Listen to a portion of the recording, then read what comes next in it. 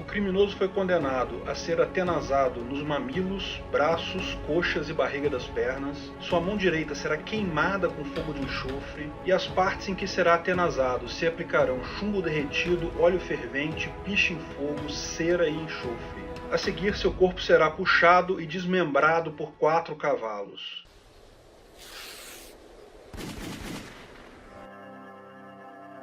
Você acha que isso é justiça? Bom, isso já foi justiça, mas faz um tempinho já.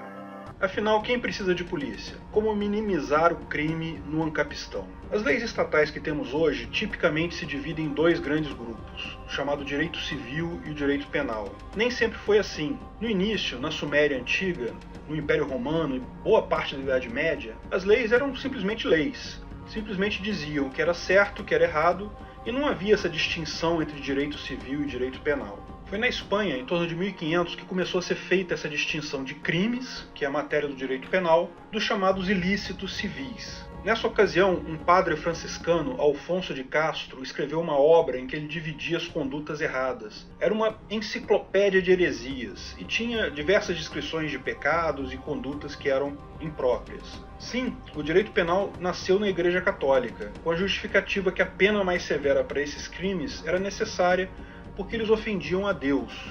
Só mais tarde a religião foi deixada de lado nisso daí. Os antigos pecados capitais viraram os crimes atuais. Isso ocorre porque faz sentido essa divisão. Existem condutas que não apenas são erradas, mas são muito erradas. Por exemplo, você deixar de pagar o seu aluguel é uma conduta errada, mas é diferente de você matar o dono do imóvel. Isso é muito errado. Assim, falhar em pagar aluguel ou deixar de cumprir uma obrigação contratual qualquer é tipicamente matéria de direito civil. Ao passo que homicídio, roubo, dano, etc. são matérias do direito penal. Mas não é só o grau de severidade que muda entre as matérias, é também a forma como a justiça estatal busca resolver o problema. Os ilícitos civis tipicamente não são prevenidos. O que ocorre é que existem multas, cortes de serviço e outras coisas, mas não há uma prevenção direta. Ninguém vai na sua casa e te obriga a pagar o aluguel no dia. Ou seja, resolver os ilícitos civis, tipicamente a situação é resolvida com indenização, multa, enfim, algum tipo de compensação. Tem também as partes de obrigações de fazer e não fazer, mas não vamos entrar nisso agora. No caso do crime, do ilícito penal, o Estado entende que são necessárias medidas graves para impedir seu acontecimento.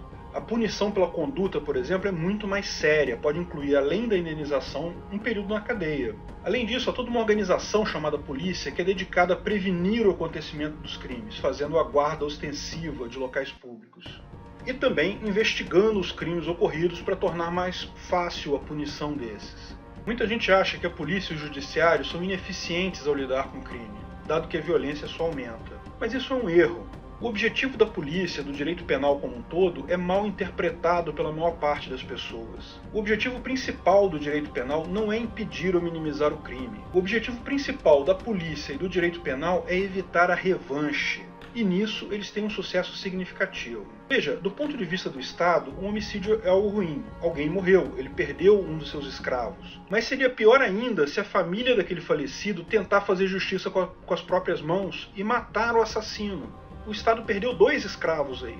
E ainda tem chance de haver mais mortes, de outras pessoas entrarem nisso daí. Do ponto de vista do Estado, o que distingue uma conduta civil de uma conduta penal não é nem a gravidade da conduta, é a capacidade dela de gerar revanche, de gerar indignação popular. Veja, esse objetivo real do direito penal faz todo sentido. Revanche e autotutela são piores que o crime original sempre. Primeiro porque tendem a escalar, aumentar de proporção. Seu vizinho roubou e matou sua vaca, você retalia incendiando a casa dele, ele vai retaliar ainda mais forte, tentando matar o seu filho, aí você vai lá e mata o filho dele. Enfim, é sempre pior a situação. Veja, o crime original já aconteceu, não há nada que possa ser feito para compensar esse crime, mas se pode evitar a cadeia de revanche. Para o cidadão comum, a pena aplicada a criminosos tem vários objetivos. Alguns entendem que é para reabilitação, trazer o criminoso de volta à sociedade como uma pessoa de bem. Outros pensam que é para fazer uma forma de vingança, né? O criminoso vai sofrer um tempo na cadeia para pagar pelo que fez.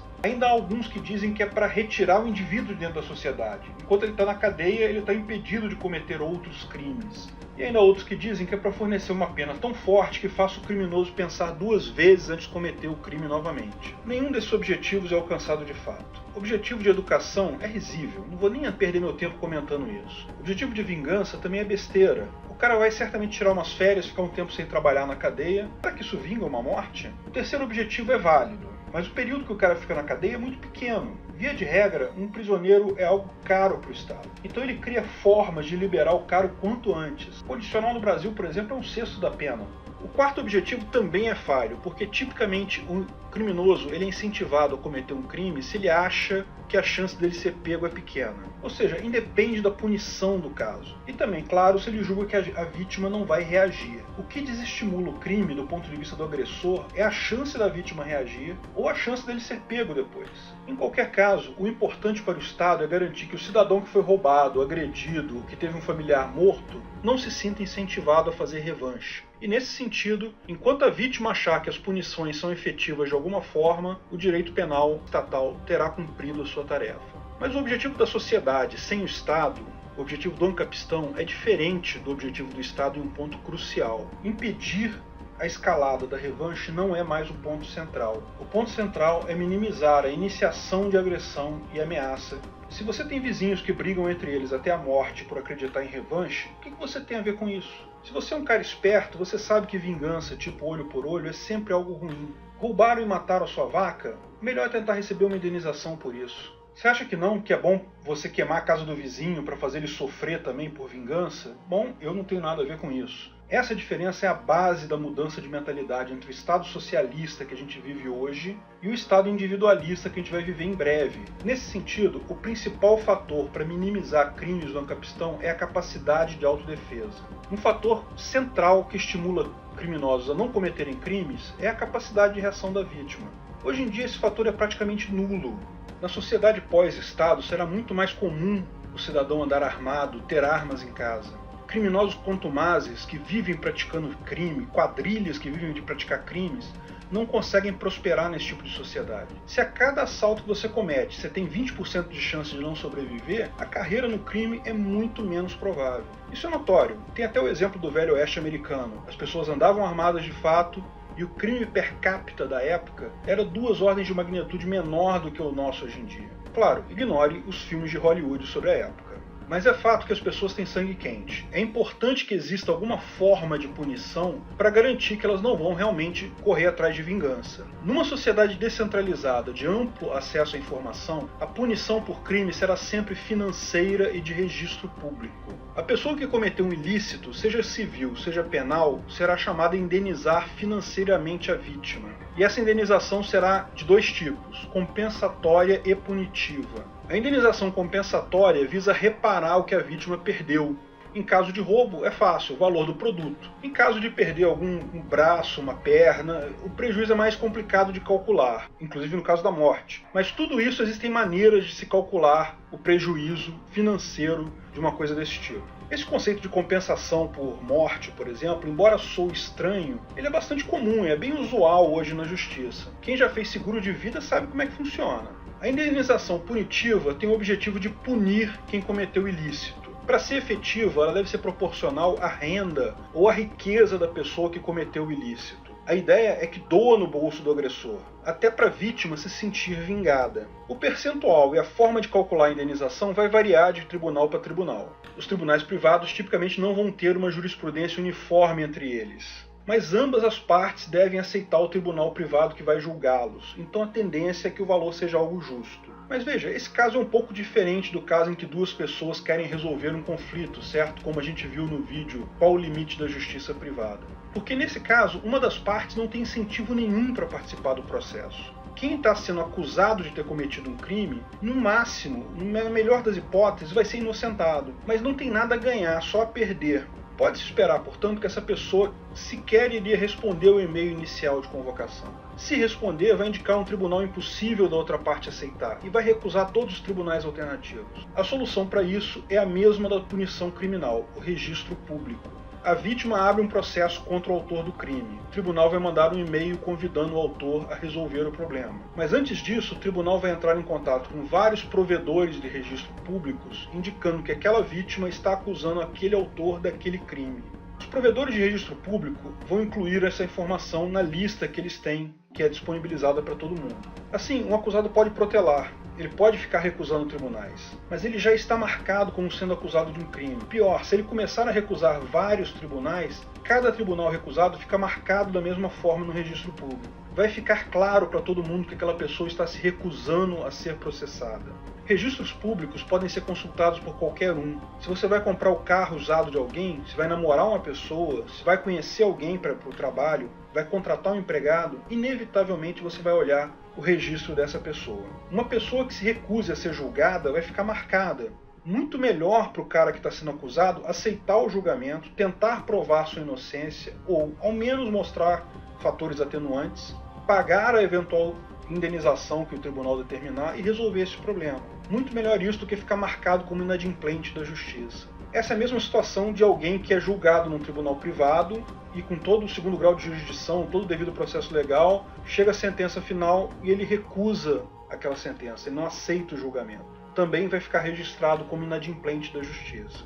Bom, você pode arguir que tudo isso é uma pena muito leve, apenas registro e indenização em dinheiro, mas lembre-se que a forma mais adequada de incentivar alguém a não cometer um crime não é aumentar a pena, é aumentar a chance de ser pego. Polícia ostensiva, polícia investigativa agem exatamente nesse ponto. Ter guardas visíveis tira o incentivo do criminoso, e o fato de haver alguma força para investigar os crimes, identificando os culpados e levando eles a julgamento, também tira esse incentivo.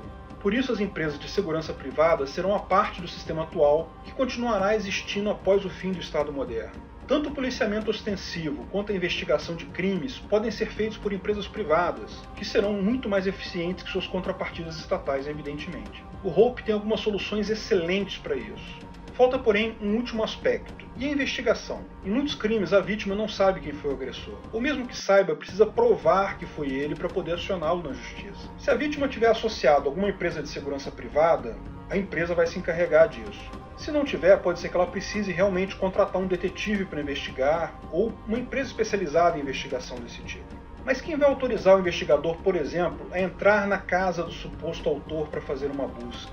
Bom, a resposta é simples, a justiça privada. Veja, uma vez que você tem um suspeito, você pode entrar com uma ação contra ele. Uma vez estabelecido o tribunal privado de comum acordo, você e ele aceitando aquele tribunal para julgar o caso, você pode apresentar provas razoáveis de autoria, indicando que precisa, por exemplo, entrar na propriedade dele para colher evidências. O juiz vai avaliar aquilo e, sem avisar a outra parte, porque se avisar perde o propósito, vai autorizar você ou seu corpo investigativo a entrar na propriedade da outra pessoa para colher essas evidências. Ah, mas está ferindo o PNA da outra pessoa. Não, não está. A outra pessoa aceitou aquele tribunal. Ela assinou um contrato com o tribunal que, dentre as várias cláusulas, ela facultava ao tribunal decidir alguém entrar lá na casa dela para investigar o caso. Se mesmo assim ele se recusar, bom, isso vai ficar registrado no processo. O juiz, na hora de julgar, vai levar isso em consideração. E veja, isso é exatamente a situação que a gente tem hoje. Mesmo a polícia não pode entrar na casa de uma pessoa para fazer busca.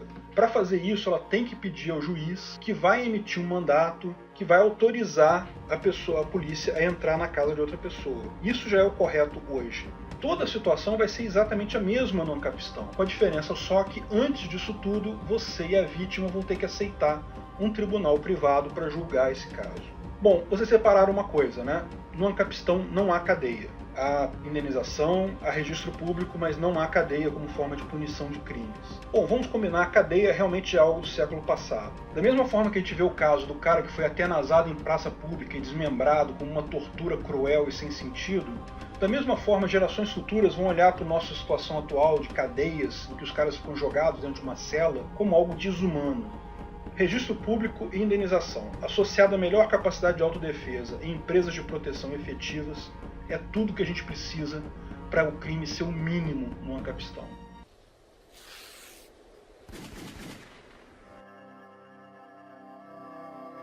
Obrigado. Se você gostou do vídeo, inscreva-se, curta e compartilhe à vontade. Pode até assumir a autoria, propriedade intelectual não existe.